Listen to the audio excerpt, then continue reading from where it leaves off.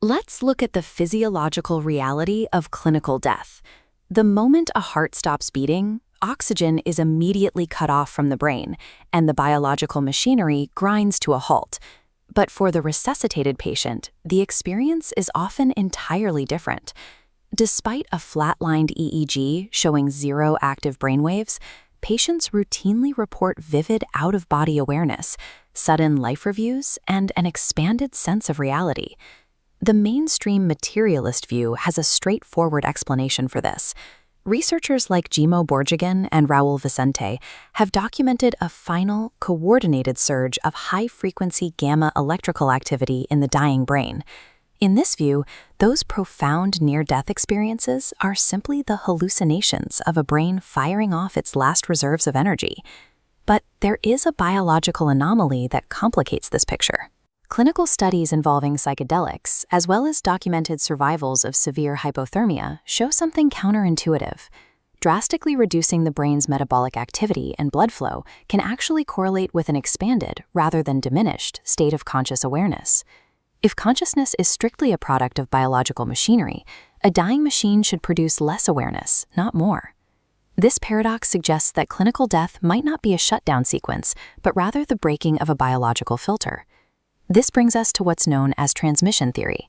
Instead of treating the brain as a factory that manufactures consciousness from scratch, this model treats the brain as a biological radio. It doesn't create the broadcast, it just tunes into an existing signal. This isn't a new concept.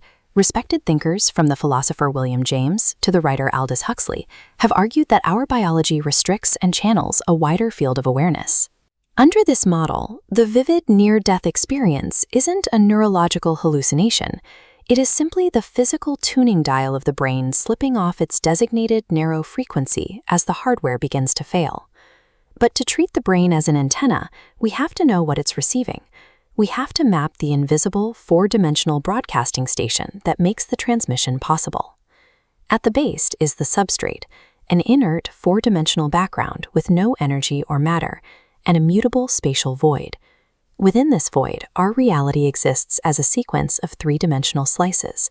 They stack chronologically along an axis, but that axis itself is not time.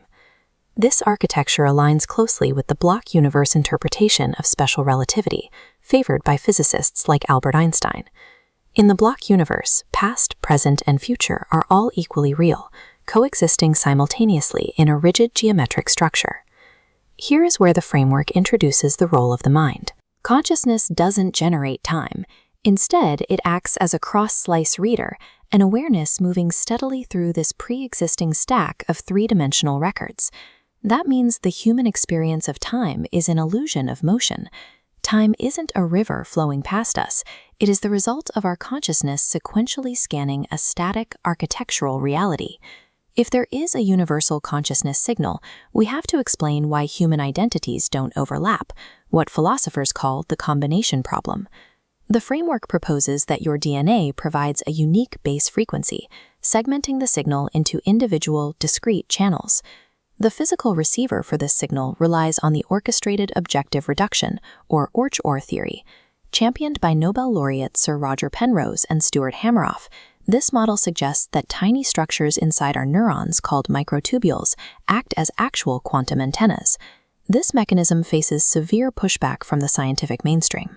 Max Tegmark calculated the brain is too warm and wet to maintain the delicate quantum coherence required for these microtubule antennas to function. Still, within this specific framework, biology is destiny. The exact physical geometry of your brain provides the specific frequency lock that tethers your awareness to one active slice of reality at a time. But biological tuners aren't perfect, and they occasionally glitch. We experience these glitches as common cognitive anomalies, like the sudden feeling of déjà vu or apparent precognitive dreams. The framework offers a mechanical explanation for these moments. The brain's tuning briefly slips. The conscious reader transiently dips into an adjacent past or future slice, pulling a glimpse of information before immediately snapping back into the present.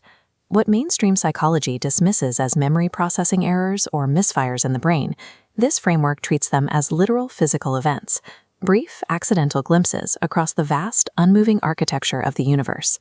Let's return to the dying patient in the hospital bed. As severe hypoxia damages the brain, it physically breaks that biological frequency lock. The slice reading bandwidth suddenly widens, pulling in past biographical slices, which triggers the instant life review. After the brain completely stops, the framework outlines 3 specific outcomes. The first is a tuned merge. Highly trained, coherent minds, like long-term meditators, integrate peacefully back into the 4D substrate without tethering to a new biological tuner. The second outcome is an untuned drift.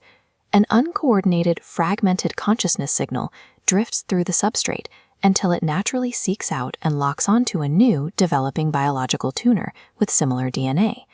This mechanism attempts to account for the geographic clustering of past life memory reports in young children. The final outcome is a stuck loop. In cases of sudden trauma, the brain fails to complete its final neural processing cycle. This leaves a localized, looping fragment of the signal behind in the substrate, a physical mechanism for historical reports of apparitions or ghosts repeating the same actions. In this metaphysical map, death is never the extinguishing of a flame. It is simply the release of a restricted frequency lock back into the universal static. We have to step back and apply a strict materialist counterargument here. Are we simply inventing complex quantum physics to avoid confronting the harsh finality of biological death? Well-documented psychological mechanisms perfectly account for these anomalies.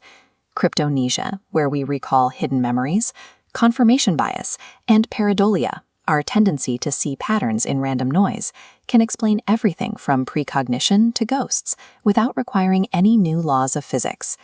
In science, the burden of proof rests on the claimant. Personal anecdotal experiences fail the standard of falsifiability.